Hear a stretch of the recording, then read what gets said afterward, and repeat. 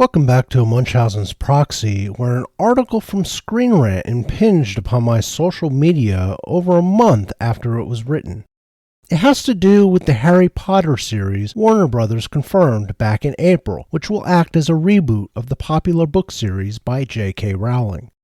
As soon as I saw the title, I knew there would be some seriously farcical crap within said article, and that said crap would give me an opportunity to order my thoughts on the possibility of a series reboot of the beloved franchise.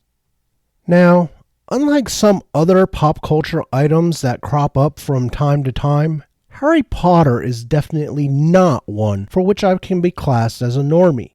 I have read all 7 books multiple times.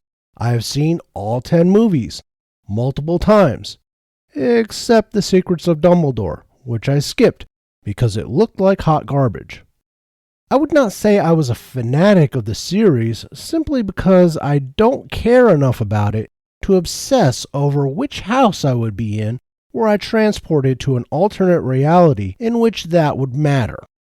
I did, however, like all 7 books enough to reread them almost yearly, and I liked all of the movies up through Crimes of Grindelwald enough to watch them multiple times. Having stipulated that, let's get into the article from Screen Rant by Amanda Mullen titled, quote, Harry Potter Reboot Wishlist, 15 Things Fans Demand, unquote. You can probably see from that title why I was sure what followed that headline would contain a fair bit of nonsense, aside from it being a Screen Rant article. To be fair to Amanda Mullen, she does include some things I agree with, as you will see. So let's get into the article. Number 15. The right eye color for Harry Potter. As Miss Mullen properly points out, Harry is told repeatedly in the books that he looks just like his father, except for his eyes. Those are his mother's green eyes. And it is also true that instead of making sure this point was correct, the filmmakers decided it wasn't that important, focusing more on getting the actors they wanted for those roles. While I agree with the article that this characteristic of Harry should have been gotten right since it is so prominent every time Harry meets someone who knew his parents before they were killed, this point is a nitpick. And the fact that she went that far into the barrel to find a number 15 shows just how far she is reaching for things she wants to see in the reboot. Number 14. A black actor as Hermione Granger. And here we have our first problem point. Miss Mullen is so concerned about Harry's eye color matching his mother's, as they do in the books, but then turns around and suggests throwing the book descriptions of Hermione out the window in the name of intersectionalism. She suggests that since the play, The Cursed Child, cast a black actress, that the series should as well. And then she says, quote, and it shouldn't stop with Hermione either, unquote. Doing this would probably assure that this series winds up flopping. Hollywood is slowly learning that fans of IPs taken from other medias, be it books, comic books, manga, anime, video games, etc., want to see their favorite characters look like their favorite characters. Race and sex swapping for the sake of intersectionalism does nothing but turn fans off because it is a red flag. It signals that something other than getting the story right was more important than getting the story right. And that includes what the characters look like. The books were published between 1997 and 2007 and were written even earlier. Since then, the demography of Britain has changed, but not nearly as much as activists and the BBC would have you think. Britain still has a population that is 87% white. Yet here we have activists and their mouthpieces in the media pushing the idea that it is not. As a matter of fact, they seem to have the idea that there are actually more black folks in Britain than there actually are, since the black population of Britain is only 3%. Were you to watch the BBC, you would come away with an entirely different idea of the demographics of the islands. The same thing is occurring in the US with Hollywood and Madison Avenue. But there are non-white actors in Harry Potter. And if you did the math on the numbers from British demographics from the late 1990s, you would probably find out they matched the world of Harry Potter. And some of those characters were prominent in the books, including the Patel sisters, Cho Chang, Lee Jordan, Dean Thomas, and Angelina Johnson. And those were just the ones I came up with off the top of my head. There were others who were less prominent, some not even named. So no, do not race swap Hermione or any of the other major characters. You are doing this series because it is Harry Potter, so do Harry Potter. Now, I would have said the same thing about House of the Dragon, and that wound up being good. The problem is that the race swapping made that story slightly retarded in a major way that would not have occurred had they resisted, or even race swapped another house other than Valerian. Could it work? It is within the realm of possibility, but I doubt Warner Brothers will manage to figure out a way to do it right in this case. Number 13. A kinder portrayal of Ron Weasley. This one I could not agree with more. Ron got hosed in every single movie. Some of his best lines in the entire series wound up being taken away and given to Hermione or his sister or some other character. The movies focused on his jealous streak almost to the exclusion of his best characteristics. In the books, Ron is just as much of a cohort to Harry as Hermione. And the only time that showed was in the first movie, where they allowed him to be the hero with his sacrifice in the chess game. However, Miss Mullen had to ruin a good thing by continuing with, quote, and really, it can even make him a bit more palatable for modern audiences, unquote. If there is one phrase that has worn out its welcome in most fandoms, it is, quote, modern audience, unquote. There is no modern audience. There is just the audience. When you hear somebody talk about a project, especially one attached to an established franchise, and they use that phrase, it should make your ears perk up and warning bells go off. Ghostbusters 2016 was reimagined for a modern audience. Wonder Woman 1984 was geared towards a modern audience. The Last Jedi, and really the entirety of Disney Star Wars, was aimed at a modern audience. The mythical modern audience is actually the perpetually online lunatics that drove Twitter before Elon Musk bought it, and that have migrated to TikTok and Instagram. And guess what? They don't tend to be the ones who go to movies or buy merchandise. Pandering to a modern audience is what is killing Hollywood. Number 12. More in-depth characterization of Voldemort. No. Just no. The only characterization Voldemort should get should come from the books and nowhere else. Another thing Hollywood needs to learn is that not everything needs an origin story. Mystery is sometimes the best thing for a character.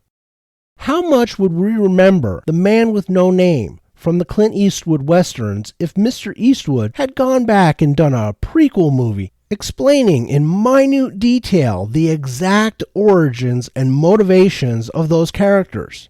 That movie would have flopped, and the other movies diminished because of it, and anything coming out after it would struggle to entice audiences. The same goes for the Timeless Children episode of Doctor Who. Doctor Who was an enigma. Part of the fascination fans had with the Doctor was the fact that he was unknown and unknowable. Until some clowns who thought they knew better than half a century's worth of caretakers of the franchise came along and shat out an origin for the Doctor that was not only stupid and canon-altering, but horrifying as well. Leave the mystery in Voldemort. We don't need to know every atrocity and every evil magic he delved his soul into on his way to becoming Lord Voldemort. All we need is the flashback scenes we get in the Half-Blood Prince book. That is all. Ralph Fiennes did a superb job bringing that to life, and the next actor to take up that mantle will have a hell of a time wearing it. Don't saddle him with also being the embodiment of the destruction of the mystery behind how Tom Riddle became what he became. Number 11. Better Quidditch matches. Yes. Yeah, that's all. I completely and unreservedly agree. One of the biggest disappointments of the movies was how much Quidditch was cut from the storylines. And the only two that were portrayed even close to what they should have been were the one in the Chamber of Secrets and the one in the Prisoner of Azkaban. And those had to be fairly well shot because they were integral to the story of both movies. Even then, they managed to weaken their part in the stories, especially the one in the Prisoner of Azkaban. Number 10. A wardrobe update for wizards. This is another one I wholeheartedly agree with. A serious disappointment with the Harry Potter movies was the fact that all of the wizards except for maybe Dumbledore and Professor Sprout wore regular clothes with robes just thrown on top. In the books, the sartorial differences between muggles and wizards is a key separator dividing them. Wizards look strange to muggles, and so they try to fit in by wearing muggle clothes.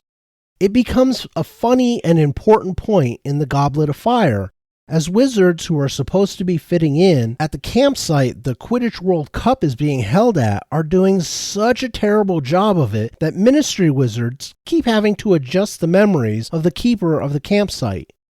In this new series, make sure that aspect of the Wizarding World is kept intact rather than chucking it for convenience. It will make for a better visual juxtaposition between wizards and muggles on screen. Number 9. Screen time for the older Weasleys. This is another point that is spot on.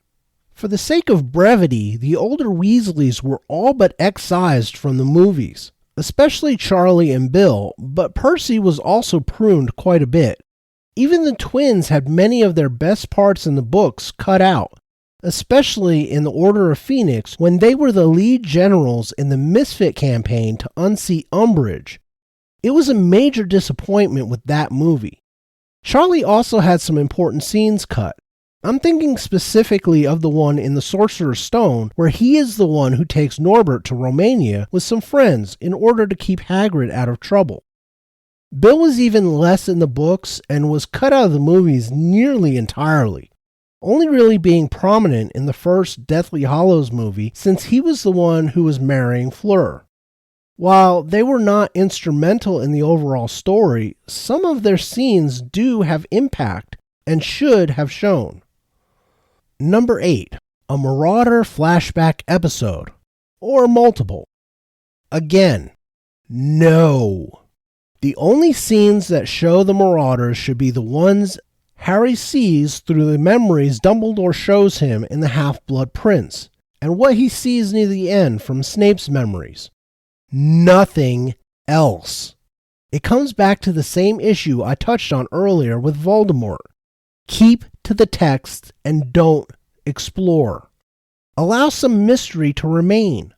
Hollywood writers are not good enough to do that without screwing the whole thing up. Besides, it would unnecessarily add to the runtime and the budget due to needing actors for longer than the books require. What would inevitably happen would be the writers expand the actual importance of those characters well beyond what the original story indicated, creating plot holes. The Marauders took down a dark wizard, or saved the life of someone important besides Snape, or did something else great besides create the map. But that was strangely never mentioned in the books, movies, or to Harry at any point in the original stories. Really? The writers would never constrain themselves to telling the simple story of four mischievous boys creating a map and becoming animagi. Embellishments would inevitably complicate their story and unbalance the story from the books. So no. Number 7. Proper redemption arcs for Draco Malfoy and Dudley Dursley. This is another I support with caveats. Draco and Dudley were done wrong by the movies, especially the latter ones when the directors and writers seem to want to minimize those important story arcs. Dudley was especially cheated out of the slow transition from a huge blob of a bully to a leaner, meaner fighting machine who was still a bully, to someone who began to recognize Harry's situation was seriously much more complicated than he could even imagine. By the time it came to them parting ways and the Dursleys going into hiding in the last book, he was someone who was actually going to miss his cousin and was afraid for what Harry was going to face once they left without him. Draco's storyline was more true to the text, but his slow realization that he was way in over his head was not done well, especially the Half-Blood Prince. He was written fairly poorly in that movie, and there was little of his actual breaking with the Dark Lord in the Hollows movies compared to the book. However, neither should be expanded upon, as Miss Mullins suggests when she says, quote, "The TV reboot should take this further, allowing the characters to fully make up for the things they've done," unquote. This treads into Hollywood's new obsession with making villains sympathetic. Disney is a chief offender with this, and they have set about making sympathetic origin story movies for villains such as Cruella and Maleficent. Allow villains to be bad. Some, like Dudley and Draco, do have redemption arcs of a sort, but don't take it further than the books did. Dudley fully redeems himself by the last book. Draco, however, was a villainous twit right up to the end when he was asked to cross a line he wasn't really prepared for and saw real evil. It did not suddenly make him a good guy. It merely showed that he had limits to his cruelty and willingness to cross lines. Number 6. Adam Driver as a less sympathetic Snape. While I agree that Adam Driver would be ideal casting for Severus Snape, I think that Alan Rickman played Snape almost perfectly. There were specific movies in which his performance was off compared to the books, but I always chalk that up to directorial decisions that were simply unfathomable. The one that comes to mind is his performance in The Order of the Phoenix, and specifically the scene he is being questioned by Umbridge. It was oddly stiff and wooden, where I was expecting him to be colder and more haughty in the face of someone like Umbridge.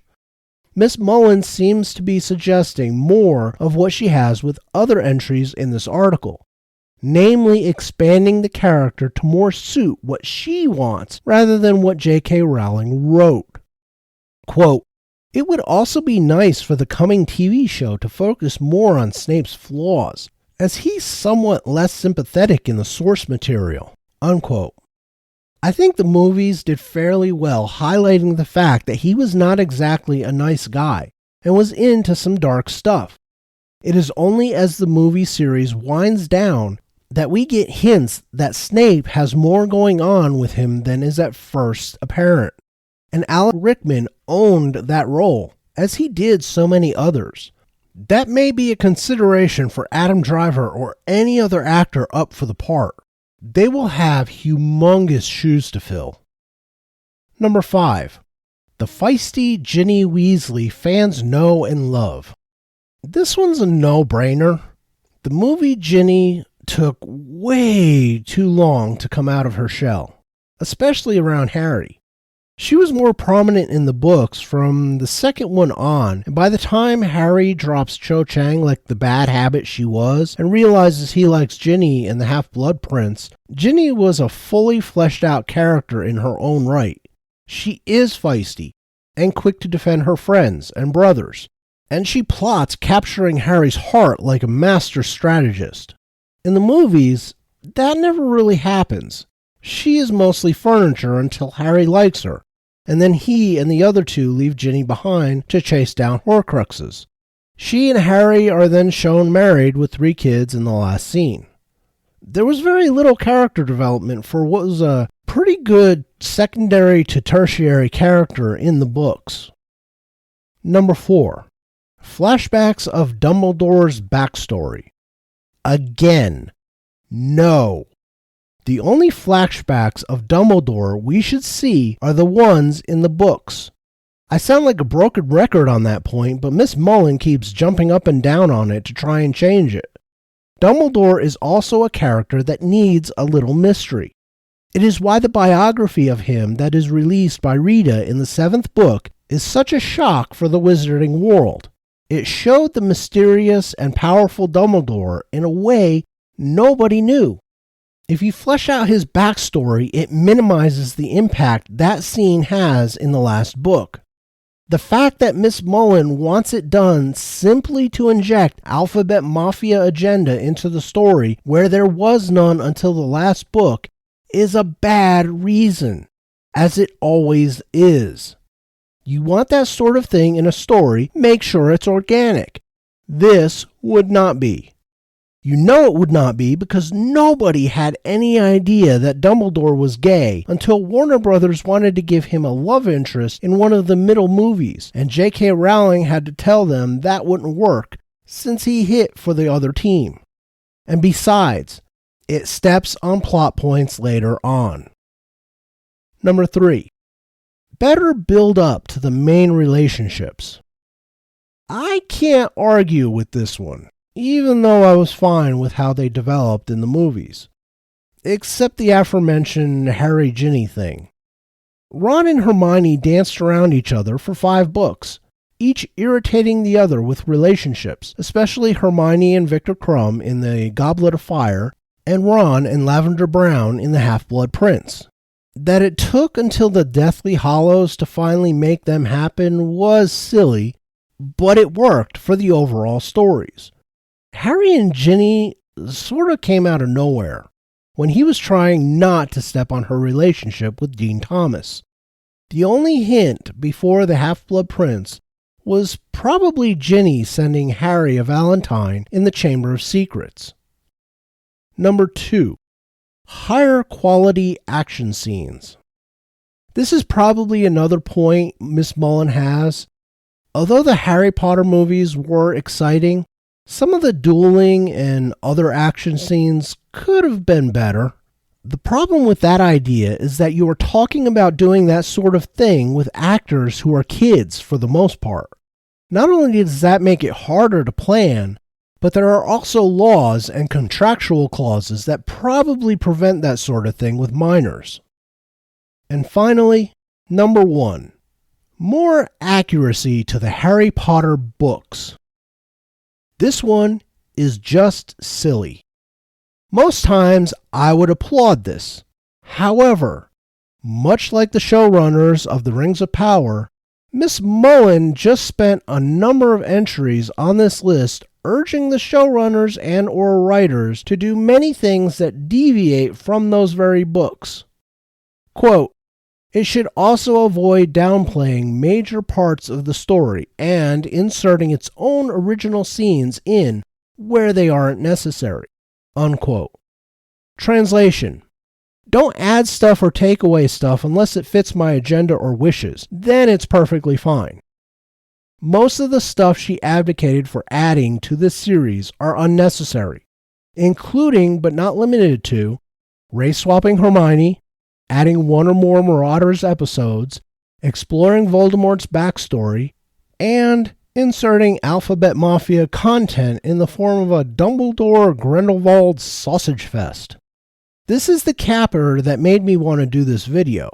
Now, I am sure Miss Mullen would claim that all of the stuff she wants to add is necessary. Alas, you cannot have your cake and eat it too.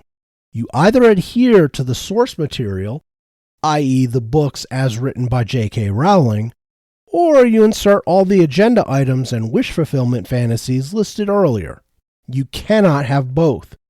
And if you need to choose one, it is nearly universally a better idea to stick with the source material. The appearance of the characters, the setting, the sets, the costume, characterizations, the plot points, and the story. Stick to the thing created by someone infinitely more talented than you are. If you were talented enough to come up with this stuff, you would not need to feed at the trough of a woman who is a self-made billionaire. So until you do come up with such a thing that becomes a printing press of cash, stick to the source material and leave the creating to those who have shown they can because they did. I can't say Miss Mullins and Screen Rant were as bad as I was expecting, given they are Screen Rant. However, there were a number of predictable items in this article that most people paying attention to Hollywood and the shill media could have guessed without even reading a word beyond the title. And most of those things are things that are tanking Hollywood at the box office and on television and streaming. Some studios and creators in Hollywood have begun to take notice and adjust their stupidity. Others are dogmatically sticking to the pandering to a, quote, modern audience, unquote, that is not nearly as big and lucrative as they wish it were. And those will be the dinosaurs who are taken out by the asteroid. That is all I have for this video. If you like what I do here, please hit the like button, subscribe to the channel, share the video, and comment down below. I am working on a Star Trek video that should be out soon, and I am trying to get back to the DC video series that was swallowed when the tech gods decided to delete all of my files on my computer. Until then,